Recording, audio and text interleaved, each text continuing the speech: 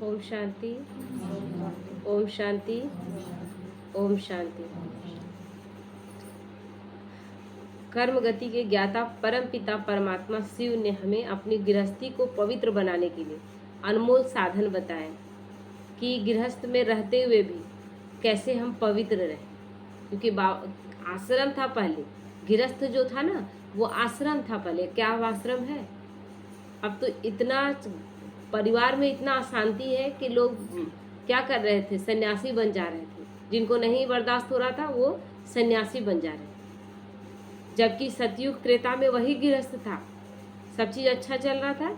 लेकिन द्वापर के बाद से जब विकारों में हम गिरते हैं तो गृहस्थ हमारा ऐसा हो जाता है जहाँ रहना भी मुश्किल। जबकि और उसी मतलब क्या बोलते हैं, दुख तकलीफ में रहने के आदी भी हैं। लग रहा है कि इसी में कहीं ना कहीं कुछ अच्छा हो जाएगा, और यही सपना देखते देखते हम मर जाते हैं। कभी अच्छा होता नहीं। क्यों नहीं अच्छा होता है? क्योंकि हम अपने विचार सुधार नहीं रहे। केवल हम क्या करते हैं, मंदिरों में जाते हैं, कभी कुछ जो साधु तांत्रिकों के पास जाते हैं, सब चीज़ करना चाहते हैं, अपने अंदर कोई बदलाव नहीं करना चाहते। हमारे वजह से ही प्रॉब्लम है, ये हम मानना ही नहीं चाहते। बस प्रॉब्लम ये है। तो इसीलिए भगवान हमें सबसे बड़ा साधन क्या बताते हैं कि पवित्रता। जहाँ पवित्रता है वहाँ सुख शांति है। पवित्रता सुख शांति की जननी है। जहाँ जननी है ही नहीं, जहाँ मतलब माँ है ही नहीं, वहाँ बच्चे कैसे होंगे?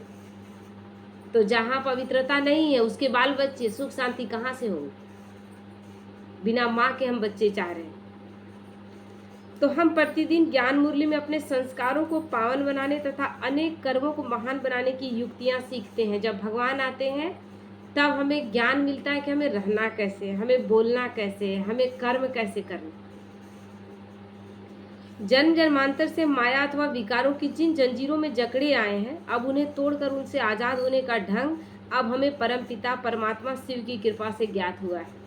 क्योंकि चले जा रहे थे, एक रास्ते पर चले जा रहे हैं। क्यों? क्योंकि हमारे पूर्वज भी उसी रास्ते पर चले थे, लेकिन उस रास्ते से हमें प्राप्ति कुछ नहीं हुआ, मंजिल पर कभी नहीं पहुंचे, ये मानना ही नहीं चाहते। तो तभी तो अब हम अंधकार से निकलकर प्रकाश, अशांति से बचकर शांति के मार्ग पर दिनों दिन आगे बढ़ रहे हैं। ज्यों ज्यों भगवान हमें रास्ता बताते जाते हैं, त्यों त्यों अभी दिख रहा है ना, क्योंकि वो प्रकाश है और हम भी प्रकाश है। जब हम अपने आप को नहीं मान रहे थे प्रकाश, तो अंधकार ही अंधकार था, और इसीलिए हर कर्म गलत हो रहा था और जीवन में केवल दुख ही दुख था। अभी क्या है हमारे जीवन में? जीवन वही है, जीवन चेंज नहीं हुआ है, लेकिन अब हम जीना सीख गए, एक्सेप्ट करना सीख गए। एक भाई है ना, उसको ज्ञान समझा रहे थे, बहुत डिप्रेशन वाली स्थिति में था, बहुत डिप्रेशन वाली स्थिति में, इतना कर्जा लेकर बैठा हुआ था। बोल रहा था कि बार बार कर्जदार फोन करता है, परेशान रहते हैं। ज्ञान समझा, अब इतना ज़्यादा बाबा का मतलब प्रेम में आ गया ना, तो हम सोचे कि कुछ प्राप्ति हुआ होगा। तो पूछे कि क्या है, सब बहुत चेंज आ रहा है, क्या बात है? तो बोला कि कुछ नहीं, हिम्मत आ गया, जीवन मेरा वैसा ही चल रहा है, लेकिन भगवान के ज्ञान से हिम्मत आ गया कि वो मेरे साथ है। हम जो गलत किए उसका रिटर्न तो हमको मिलेगा, हम जो कर्म का बीज बो दिए उसका फल तो हमको भोगना पड़ेगा, लेकिन अब मेरा जीवन अच्छा होगा। अब अच्छा होगा क्योंकि भगवान मेरे साथ है। तो अब हिम्मत आ गया है कि भगवान मेरे साथ साथ चल रहा है, तो सारा प्रॉब्लम धीरे धीरे सॉल्व हो जाएगा। पहले साथी कोई नहीं था, डरे सहमे थे, मेरा क्या होगा, कैसे चलेंगे हम। अब वो चीज़ नहीं। तो बाबा कहता है, जैसा लक्ष्य वैसा लक्षण, जैसा चित्र वैसा चरित्र। अपनी प्रवृत्ति को यानी अपनी गृहस्थ को पवित्र बनाने के लिए पहले तो परमपिता परमात्मा शिव ने पवित्र लक्ष्य दिया है। पवित्र लक्ष्य को सामने रखने से ही पवित्र लक्षण आएंगे। लक्ष्य कितना बड़ा है? लक्ष्मी नारायण का। कहते हैं कि क्या सतयुग में बाल बच्चे नहीं होते? लेकिन सतयुग में तो बाल बच्चे होते हैं, लेकिन सतयुग में भी अगर वही चीज़ जो हम अभी कर रहे हैं, जैसा रोल निभा रहे हैं, वैसा अगर लक्ष्मी नारायण ने भी रोल निभाया होता तो हम उनकी पूजा करते क्या? हमारे जैसा ही वो सेम कर रहे होते तो क्या हम उनका पूजा करते? नहीं। तो बाबा ने हमारे सामने सर्वगुण संपन्न, 16 कला संपूर्ण, संपूर्ण निर्विकारी, उत्तम मर्यादा युक्त, संपूर्ण अहिंसक बनने का लक्ष्य रखा है। यानी हम जिस दुनिया में जाएंगे वहाँ के लिए एकदम परफेक्ट, एक जरा सा अंश मात्र भी हमारे अंदर बुराई नहीं हो। कितना बड़ा लक्ष्य है, तो फिर लक्षण कैसा होना चाहिए। इससे पहले हम यह मान बैठे थे कि संसार में थोड़े बहुत विकारों का या अवगुणों का होना स्वाभाविक है। ये मान बैठे थे, बोलते थे ना, अरे ये बात में गुस्सा आना तो स्वाभाविक है, ऐसा करना तो स्वाभाविक है, मेरे साथ बेईमानी किया तो हम भी तो बेईमानी करते ही, इतना थोड़ा बहुत रिश्वत नहीं लेंगे तो कैसे चलेगा दुनिया, एकदम क्या राम ही बन जाए। ये सब सुनने को मिलेगा आपको। ये कलयुगी विचार, ये रावण के विचार है, जो रावण के विचार प्रवेश कर गए। तो हम गलत चीज को स्वाभाविक मान बैठे थे, और स्वाभाविक मान बैठे थे इसलिए जीवन में दुख ही दुख था। क्यों? क्योंकि कंकड़ पत्थर खाएंगे इस पेट में नहीं पचेगा। कंकड़ पत्थर के लिए पेट ये बना ही नहीं है, उसका जो नेचुरल खाना जो उसका बना है वही उसको स्वीकार। तो आत्मा भी, इसकी आत्मा के लिए भी सारी नेगेटिव चीजें कंकड़ पत्थर ही, उसको गलत विचार दे रहे हैं, गलत विचार में चल रहे हैं, स्वीकार नहीं करेगी। क्योंकि भगवान अपने समान हमें बनाकर भेजा। शांति, शक्ति, पवित्रता, ज्ञान, प्रेम, आनंद और सुख आत्मा का ये मूल नेचर है। क्या ये है अब हमारे अंदर? मूल नेचर को भूल गए। तो हम संसार में जितने भी नर नारियों को देखते हैं उनमें कोई ना कोई अवगुण और किसी न किसी मात्रा में विकार है, क्योंकि हम मूल नेचर से नीचे आ गए, अब विकार प्रवेश कर गया। अतः हम यह मान बैठे थे कि गलतियां तो हर एक मनुष्य से होती ही हैं और गलतियां होना स्वाभाविक है। तब हमें यह मालूम नहीं था कि हमने जिस युग के नर नारियों को देखकर अपनी ऐसी धारणा बनाई हुई है वो तो कलयुग है। जहाँ के लोगों को देखकर हम बनाए कि ये स्वाभाविक है, वो तो कलयुग है। क्या हम कलयुग के हैं?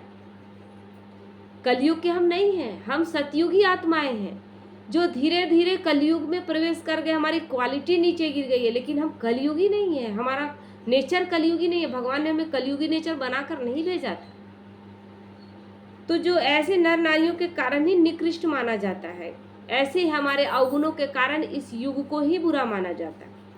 मनुष्य की यह स्टेज अथवा स्थिति तो पतन की स्थिति, नीचे से नीचे गिरने की यह स्थिति, जिस मनुष्य को सभी प्राणियों में श्रेष्ठ कहा जाता है वह मनुष्य कोई और था। वह उस काल का मनुष्य था जिसे देवयुग कहा जाता था। हम ही थे, लेकिन हम इस युग में अपने उस नेचर को भूल गए। अभी कैसा है कि हमसे तो डरते होंगे जानवर, डरते होंगे ना। कैसे देखते हैं, एक चिड़िया, एक पक्षी, पहले सतयुग में पक्षी भागता नहीं था मनुष्य को देख करके, अब भागता है, क्योंकि मनुष्य हर चीज को खा जाएगा पकड़ के, जो मिला वो खा जाएगा। बड़े बड़े जानवर नहीं मिले, मुर्गा मुर्गी नहीं मिला, तो बेचारा सबसे शांति प्रिय कबूतर को भी नहीं छोड़ेंगे।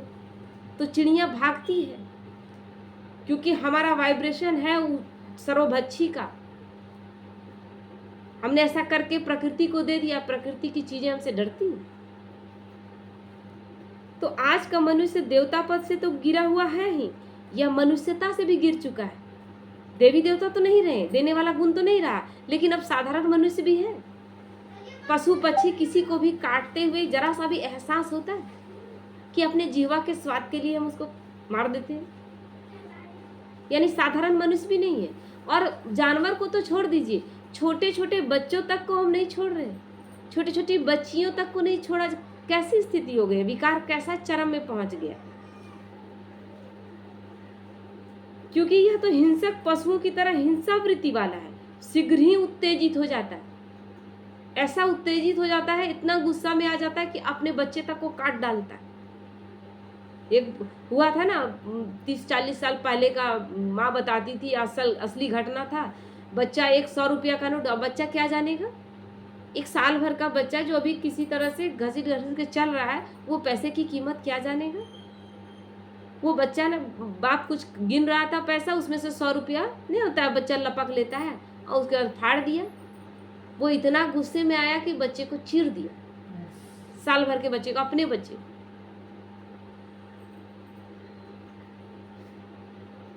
तो केवल इंद्रिय स्तर पर ही जीवन जिया जा रहा है। ये जो कर्म इंद्रियां है ना, ऊपरी ऊपरी, बस इसमें हम जी रहे हैं, ये स्वरूप ही भूल गए, जहाँ अपवित्रता भगवान ने डाला ही नहीं, हम उसके अपने स्वाभाविक नेचर को भूल गए।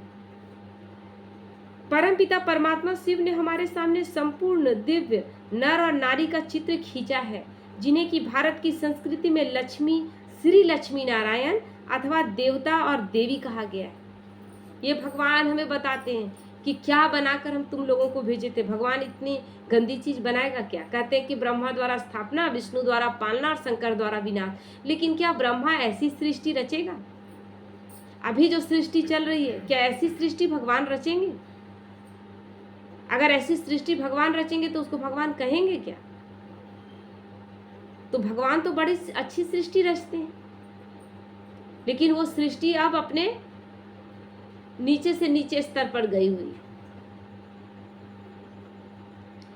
तो भगवान बताते कि तुम लक्ष्मी नारायण थे, तुम्हारे में देने का गुण था, केवल देने का गुण था, कोई लेने का गुण नहीं। आज तो केवल लेने का है।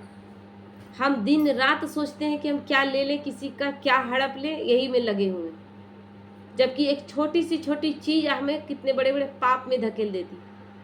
कोई अफसर कहीं से ले रहा है, रिश्वत ही ले रहा है, वो पैसा जो दे रहा है वो किस कंडीशन में दे रहा है उसको पता भी नहीं होगा। हो सकता है चाहे सारे रिश्तों रिश्वत ही क्यों देखें, छोटे छोटे रिश्ते जो हम निभा रहे हैं, लड़कियों की शादी कर रहे हैं, लड़की के शादी करते हैं, गरीब माँ बाप को कितना तकलीफ में शादी होता है, किसी तरह दान दहेज पूरा एकदम ऐसा एक सौदा चलता है ना कि इतना पैसा देना ही पड़ेगा, और अपनी इज्जत के लिए वो अपना दिन रात जो मन में सोचता रहता है कि क्या क्या बेचें, क्या क्या कैसे करें और शादी कर लें। मतलब एक आत्मा कलप कलप के एक एक चीज जुटाती है और शादी करती है, और शादी ब्याह करती है अपने मतलब अपने समाज में इज्जत बचाए रखने के लिए। और फिर क्या होता है, वो इतना आत्मा कलप के जो करेगी शादी, वो अच्छा होगा क्या, जिसका शुरुआत में ही इतना, बुनियाद में ही इतना दुख दर्द छिपा हुआ है।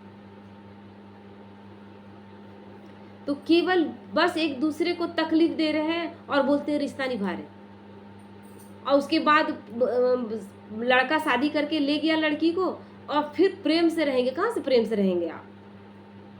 आपने तो ले ही लिया, ले गए तो एक सौदा करके ले गए लड़की को। अपने घर में लड़की देखी कि मेरा माँ बाप कितना तकलीफ में सब कुछ दिया, फिर वहाँ रिश्ता निभाने का वो कोशिश करती है, एक मजबूरन करना ही पड़ता है, बेबसी लाचारी, फिर वो रिश्ता चलता जाता है। फिर वहाँ बहुत सारा डिमांड उसके साथ, काम धंधे का हो या सारी चीज़ों का, सब चीज़ का डिमांड के साथ बस किसी तरह जीवन चल रहा है। इसीलिए इतना नियम बनाया गया, हिंदू धर्म शादी विवाह एक्ट क्यों बनाया गया? 7 साल के अंदर अगर लड़की का मर गई तो उसको दहेज हत्या माना जाएगा। ये क्यों बनाया गया? भय है ना, भय के कारण कोई रिश्ता रह सकता है क्या? तो ऐसा हम बना, जबकि लक्ष्मी नारायण का स्वरूप कैसा है? तो उस पूर्णता पवित्र गृहस्थी की स्थिति तक पहुंचने के लिए पुरुषार्थी जीवन का आदर्श भी परमात्मा शिव ने सृष्टि के आदि पिता ब्रह्मा और आदि माता जगत अम्बा के नाम रूप से हमारे समक्ष रखा है।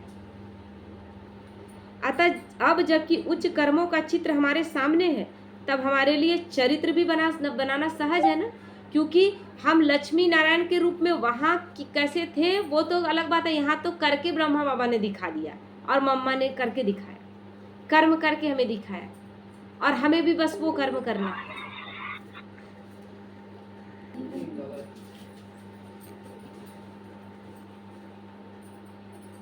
तो बाबा कहते हैं जैसा लक्ष्य वैसा लक्षण, और जैसा चित्र वैसा चरित्र। एक ब्रह्मा बाबा क्या बोला कि मेरे चित्र को, ब्रह्मा के चित्र को लेकर बैठ मत जाओ, और चित्र को बैठकर मेडिटेशन कर रहे हैं। एक दिन पहले ही बस चित्र को देखते रहे थे मेडिटेशन में, अगला ही दिन जवाब आया कि केवल चित्र नहीं चरित्र देखो।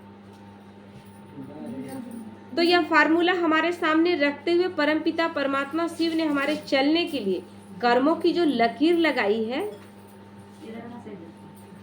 उसमें हमें समझना है कि उसके मार्ग के लिए चिन्ह क्या है।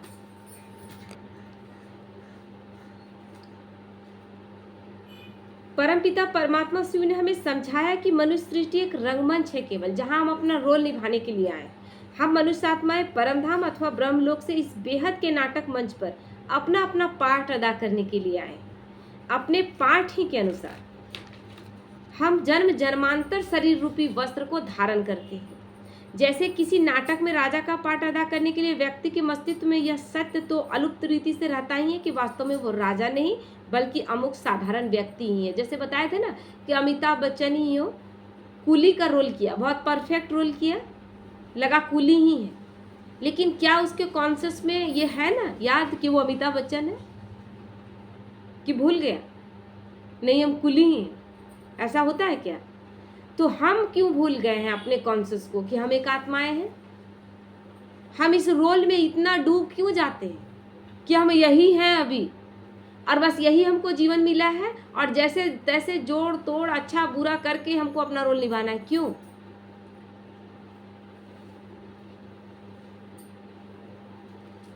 तो अतः पाठ पूरा होते हुए पहले की तरह हो जाता है ना। हमारा भी ऐसा ही है, इतना सारा हम बदमाशी कर रहे हैं, लेकिन आत्मा जब शरीर छोड़ती है, जैसे ही शरीर छोड़ती है, आत्मा को सारा कॉन्शियस में आ जाता है कहाँ कहाँ हम मिस्टेक किए। क्यों? क्योंकि अब वो जान रही है कि मैं आत्मा हूँ, मैं इस रोल में थी, और इसीलिए वो आत्मा फिर पछताती है। और ये पछतावा मरने के समय से ही शुरू हो जाता है। क्योंकि एक डॉक्टर थे ना, सचिन परब एक डॉक्टर है, तो बोले कि मेरा डिपार्टमेंट था जिसमें आईसीयू विभाग में वो बहुत दिन तक काम किया। तो आईसीयू में एकदम क्रिटिकल कंडीशन में लोग रहते हैं, तो उस समय लोग रोते थे। तो हम पूछते थे कि आपको क्या होता है, क्या आप रोते? तो बोलते थे कि ये तो अंतिम समय है और जीवन बड़ा लंबा था, बहुत मौके थे, बहुत अच्छे अच्छे कर्म किए जा सकते थे, लेकिन हमने नहीं किया। और अब लगता है कि अब यहाँ से, जानते हैं कि अब यहाँ से नहीं जा सकते वापस, लगता है कि अभी ठीक हो जाए तो फिर से अच्छा रोल निभाएंगे, लेकिन अब मेरे पास टाइम नहीं। अंतिम में पछताते हैं ऐसे समय स्टेज में जहाँ से कुछ हम कर नहीं सकते। तो हम कितने भाग्यशाली हैं कि हम ठीक ठाक अभी परफेक्ट हैं, हमारा शरीर अच्छे से चल रहा है और भगवान का ज्ञान है कि कैसे हमको चलना है, कैसे कर्म करना है। तो हम भाग्यशाली हैं कि नहीं? हम उस स्टेज में जाकर अब पछताएं नहीं। हम उस स्टेज पर जब आए तो बाबा से गर्व से कहें कि बाबा साथ चलेंगे आपके, इस दुनिया में रहे तो बहुत अच्छे से रहे बाबा, और अब साथ भी जाएंगे आपके साथ, एकदम हल्के होकर जाएंगे, किसी को दुख देकर नहीं जा रहे, किसी को भारी करके नहीं जा रहे, ना भारी होकर जा रहे। तो इसी नाटक में होने वाली जीत हार को अभिनय अथवा खेल मात्र ही मानते हैं ना उसमें, लेकिन यहाँ मानेंगे? खेल मात्र समझ रहे, केवल खेल समझ रहे। खेल समझते तो भाई भाई एक दूसरे की हत्या कर देता। नाटक में आने वाली चिंताजनक एवं भयानक स्थितियों से वो अपने जीवन को दुखी नहीं बना लेता।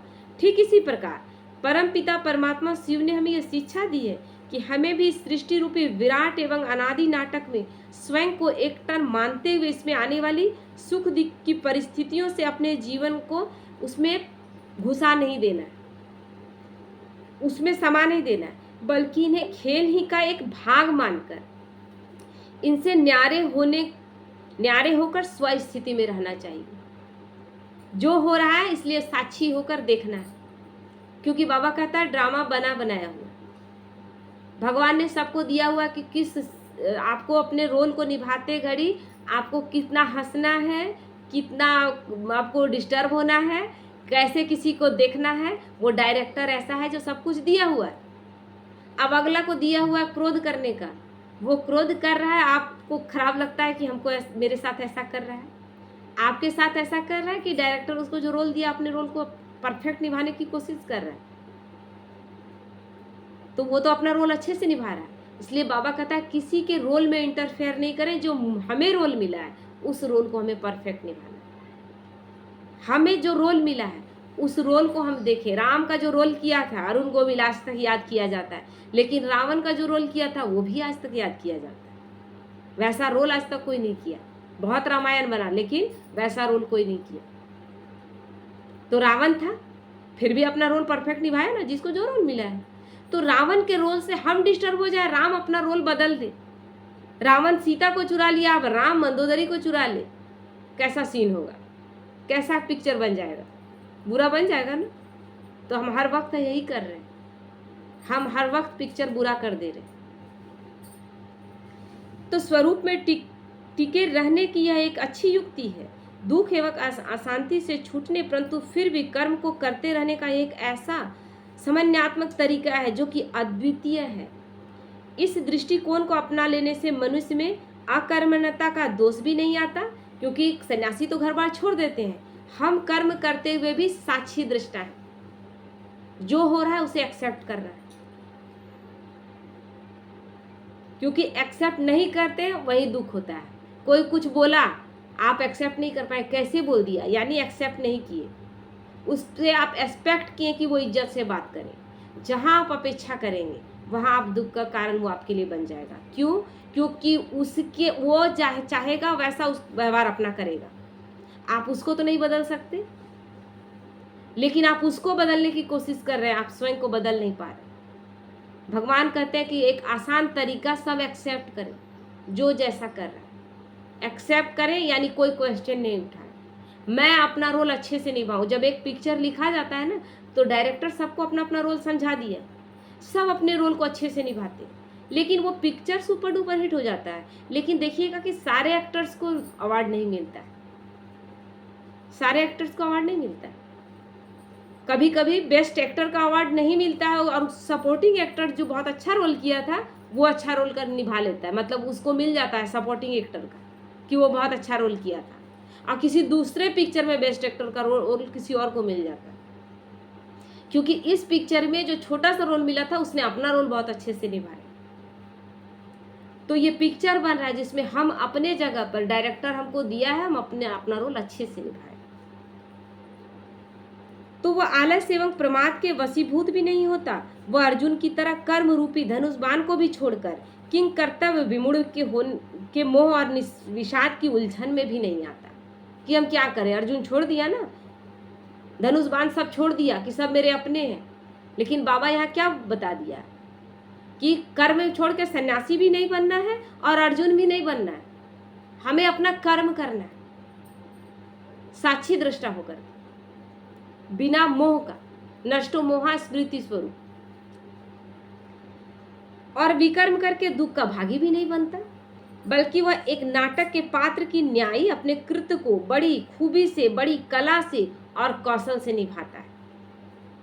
जब भगवान हम लोगों को ज्ञान देते हैं तो हमारा रोल इतना धीरे धीरे परफेक्ट होता जाता है इसी जन्म में, कि हमारा संस्कार इतना परफेक्ट हो जाता है। ये तैयारी चल रहा है, उसके बाद सतयुग में हम डायरेक्ट देवी देवता के स्वरूप में आते हैं। ये तैयारी भगवान करवा रहा है कि तुम्हें रोल कैसा निभाना है। ये 5000 वर्ष का एक ड्रामा, बहुत लंबा, बहुत विस्तार का ड्रामा है, जिसमें 84 रोल निभाते हैं हम, 84 बार अपने चोले को बदलते हैं, ड्रेस बदलते हैं, और फिर एक नए रोल में आते हैं। अपने रोल को परफेक्ट निभाएं, एकदम साक्षी दृष्टा होके। यही भगवान हमें सिखाता है, और ये सिखाकर वो चला जाता है।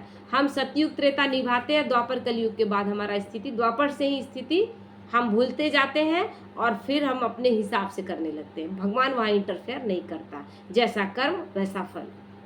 द्वापर के बाद से ये स्थिति, ठीक है। ओम शांति।